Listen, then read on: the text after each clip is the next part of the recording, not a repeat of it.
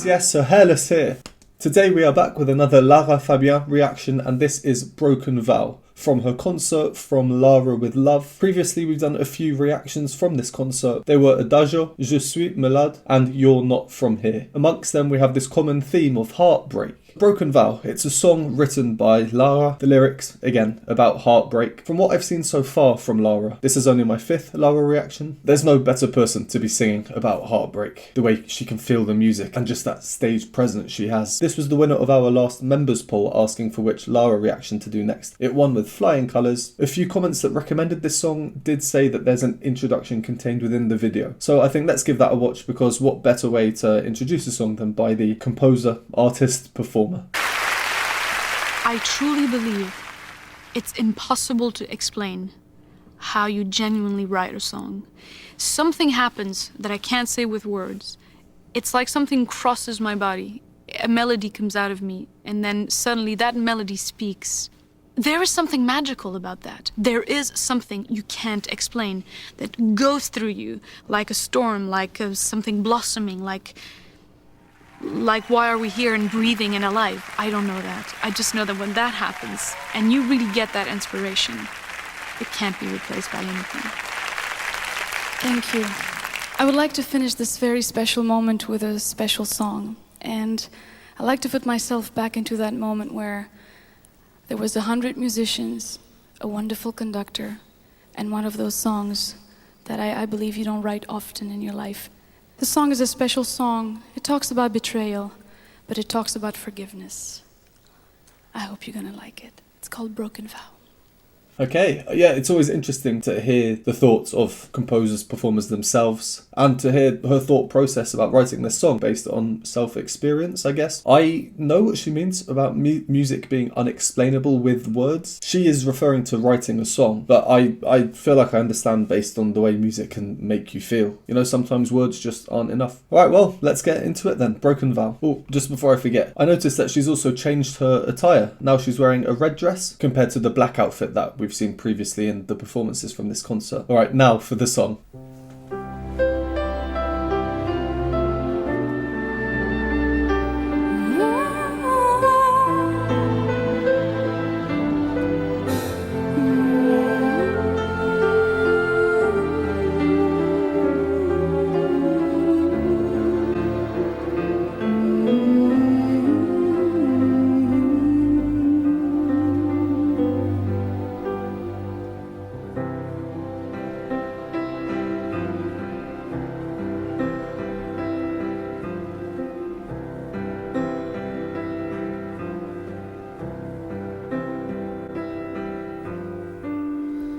Tell me her name, I want to know the way she looks and where you go. I need to see her face, I need to understand why you and I came to an end. Tell me again. Right, I'm going to do a quick pause there. It's quite a long performance, so I'm going to do a couple more pauses, at least for copyright reasons. Interesting introduction. There are quite a few things that I want to go over. So if you don't want to hear my analysis on what we've heard so far, go to the timestamp here. It's not what I expected, this song, and it's difficult to explain why. Maybe because of some of the other songs I've heard by her. Maybe we'll find out a bit more why when we go over what we've heard. So, to go back to the beginning, it's a decent instrumental introduction, starting off with a single piano note. Then the strings come in to thicken the texture and to provide some nice harmonies that can then be used immediately to build tension. Building tension, well, we hear what sounds like an oboe then come in. It comes in with a suspension. And as I always say, suspensions build tension. What a weird rhyme. Here's a clip from yesterday's video actually explaining what a suspension is. It's where you have a chord and then the notes change into the new chord, but at least one note from the first chord doesn't change, so it stays. This creates a dissonance and in turn it causes tension. Suspensions then usually resolve this tension by having those bogey notes move to fit in with the new chord. So the strings here, they're providing a full, thick, stable harmonic foundation in the form of a G major chord. and the oboe is playing. So when we put them together, this is the suspension we get. The oboe then causes tension against Lara's vocal entry. The piano part, though, the very first thing we hear, that single note, it plays a really important role. It's the main mover, this kind of arpeggiated figure shining through.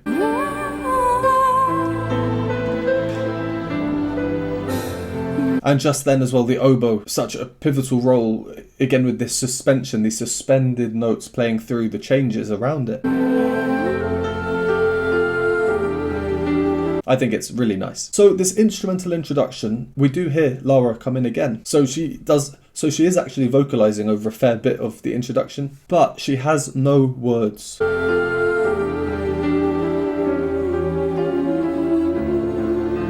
Just a melodic idea. I see this intro as her kind of gathering her thoughts, preparing herself with what she's about to say through this song. And especially just after that, before she comes in with the first words, we get this repeated section.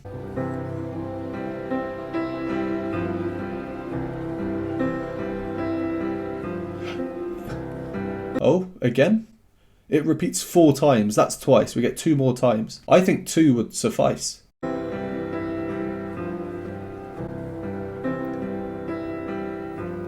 This is giving her time. She's thinking, she's getting emotionally prepared. And that repetition, naturally, I think it brings more focus onto her entry when she does come in. It's very different to this repeated section that we've just heard 4 times in a row. We're getting used to it. Her voice comes in, that's new, that's different. So her melody when she comes in, I do think it's nice. It complements the piano well. Tell me her name, I want to know. The piano and her do share the same notes, so it's kind of a call and response type figure. The top line is Lara, here is the piano. The red notes are the same notes that they share in the melody.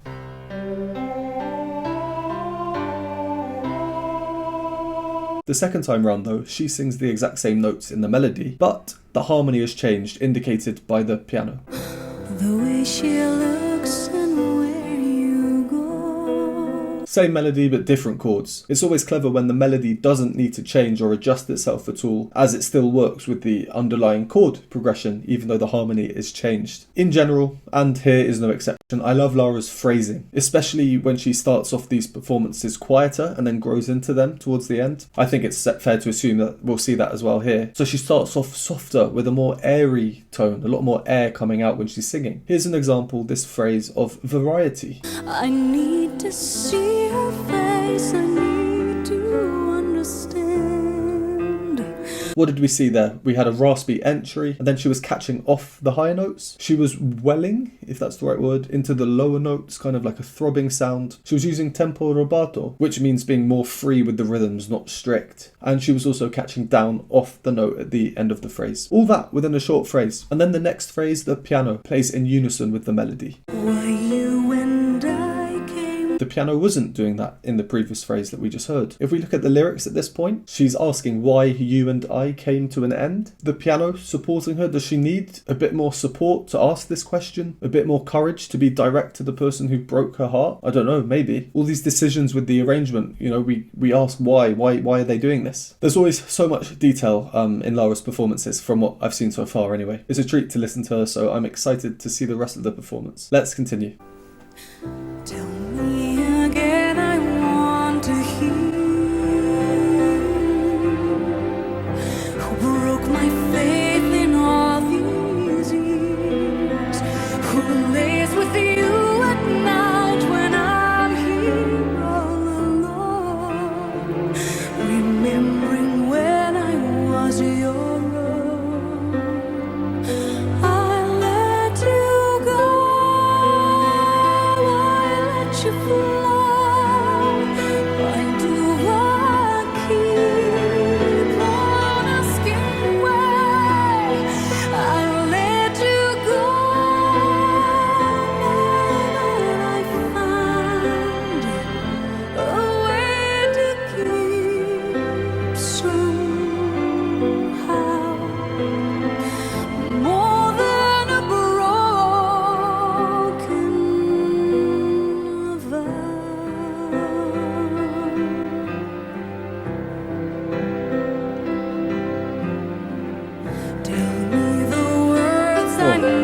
yeah, let's do another pause there. There was some really, really nice... Well, I really like the melody towards the end of there. Yeah, really nice. So to go over a few bits of the past minute or so that we've just heard, from where we carried on, thicker instrumentation. Tell me again, I want to hear.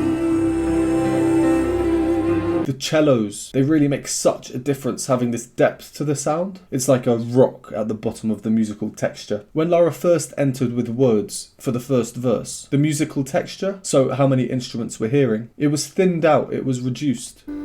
Tell me her name, I want to know. Compared to now. Tell me again, I want to hear. I like listening out to all the different lines. It's like every line, every part is its own melody. I won't point them all out, but for example, here's a nice one. There are these two notes that stand out to me and make me just go, ah, yes. If we listen out for...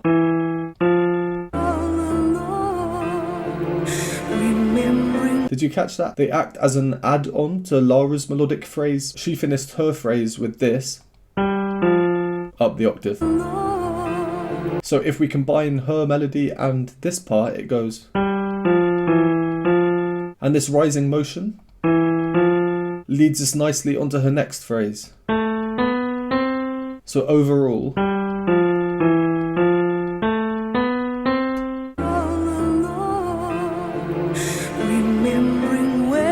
Alright, so the line that comes just after that, I'll let you. I'll let you go, I'll let you fly. In the introduction we saw, Lara mentioned that this song is also about forgiveness. I see this as the moment of forgiveness. The song kind of opens up. We have these higher, sustained notes. Almost like she's now at peace. She's forgiven and a burden has been released off her shoulders. But, and I don't know if this is unfortunate or not, I guess it depends if you like the song I'm about to mention. It reminds me of You Raise Me Up. I'll let you go, you raise me up. Now, I was curious, I just had a quick Google. Broken Vow was written a few years before You Raise Me Up. I won't be suggestive and say that Broken Vow might have been the inspiration, because it's just a simple rising melody of 4 notes, which is probably in a million songs. But I definitely see the similarity. Of course, in Broken Vow, it's a bit less uplifting. We're not talking about raising up. It's a forgiving moment. And the lyrics, letting them fly. Like a final realization that her and whoever she's singing about are not meant to be a couple. It's like an escape from it. I'll let you fly. Why do I keep on asking why? And I love that harmonic progression. F, F sharp diminished 7, E. But again we hear this prominent suspension of F sharp to E to make sure the tension is still there. And it's an interesting chord progression. This is peculiar. That suspension though, it could not come at a better time. Right underneath Lara as she's here with this really powerful, shouty voice, if I can call it that. Asking why? I don't want to use that word because it implies that she shouts rather than sings, which of course is not the case at all. I think she's a phenomenal singer. But I will use that word because of how she slides off the note afterwards. Asking why? The melodiousness of the sung note is lost and it resembles a shout, almost like a plea. And just in general, she changes things up vocally so much. You know, almost with every phrase we're hearing new things. It's great, and I love here at this moment especially how she says broken. More than a broken vow. Broken instead of an open broken, as if she's so heartbroken she can't even maintain the open sound to finish the phrase. All right, let's carry on. Tell me the words I never said. Show me the tears you never shed. Give me the touch that's one you promised to be mine. Or has it vanished for all time? I'll let you go, I'll let you fly. Why do I keep on asking why? I'll let you go now that I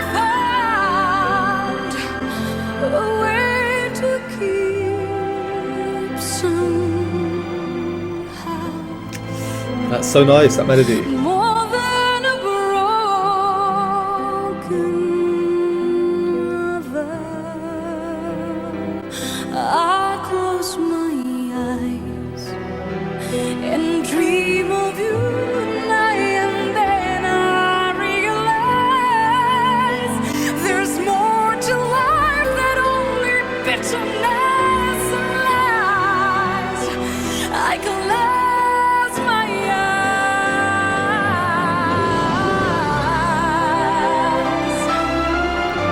eyes. Oh, she's turned around. Where's she off to? We'll come back to that in a second. Interesting. Some unexpectedness there. Let's just go over a few points from what we've just heard since the last pause. Overall, musically, it's repeated, you know, as with any song. The structure, verse, chorus, the same musical ideas, mostly. So some things that are different to last time. Here, after Lara sings the melody, it's then repeated, namely by the violins. The words I never said. When we had that last time, that didn't happen. Tell me her name, I want to know.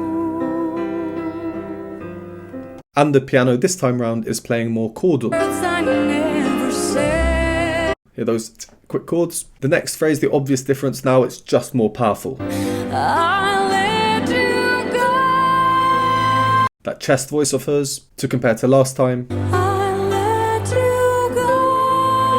A bit after that, she moves up to the local high. She goes up to this D. Keep on asking why. You know, it's like anguished sound. Only then to go even higher, now to this E. I let you go. Now that I found. With a nice blended voice to ensure the power remains. I mean, if this is towards the end of the concert, someone tell me how she preserves her voice. It's utter madness. And again, something I mentioned that I liked last time. The word broken.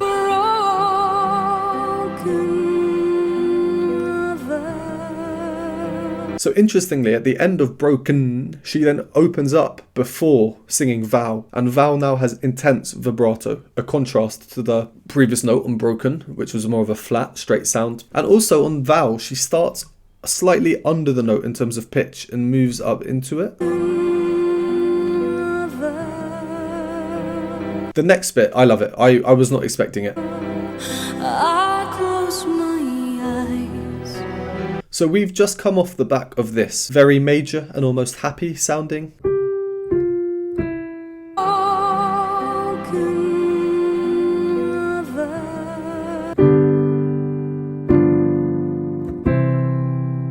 So how's this transition to this bit? I close my eyes. Managed. Well, before we were hearing,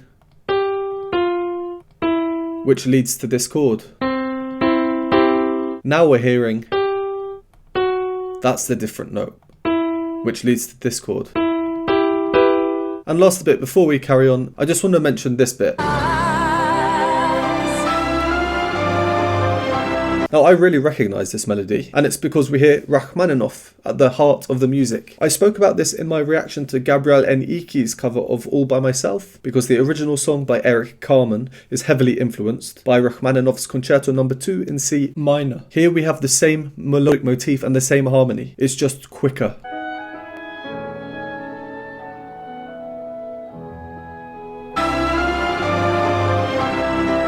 And we're in a different key, obviously. I'm not saying that she copied it at all. It's always interesting when you hear a melody with the same harmony appear in multiple different songs. It's clearly a great melody that sticks in people's head. In fact, I believe that Rachmaninoff concerto was voted for by the public as their favourite classical bit of music this year. I think. Yeah, here we go.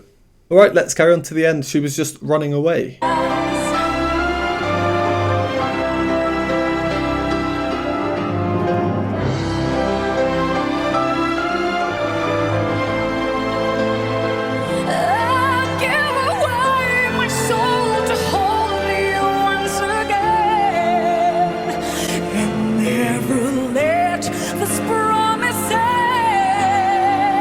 I let you go, but let you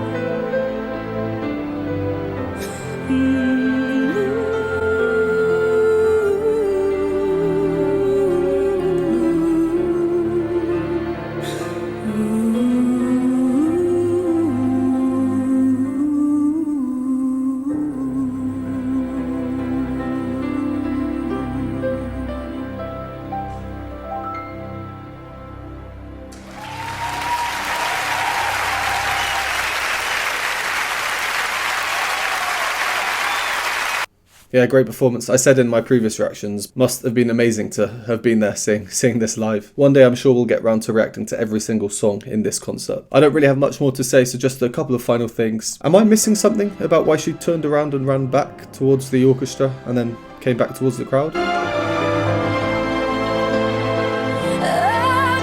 Is it just for dramatic effect, coming back and then singing to the audience? Or is there something I'm missing? There was one bit here, just one note that really stuck out to me for some reason. Again, it's this suspension holding itself through all the notes changing around it. Listen out for this.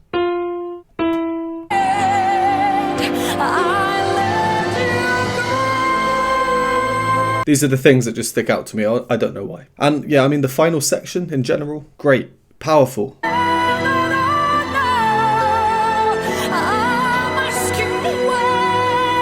And it leads up to this bit, which I think is the highest I've ever heard her sing.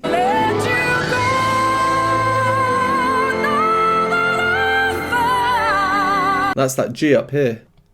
That's nearly as high as your typical chorister is expected to sing. But there's still so much power in her voice because she's using a blended voice. Mostly head voice, but a blend of the chest voice in there too. And the emotion on her face at the end.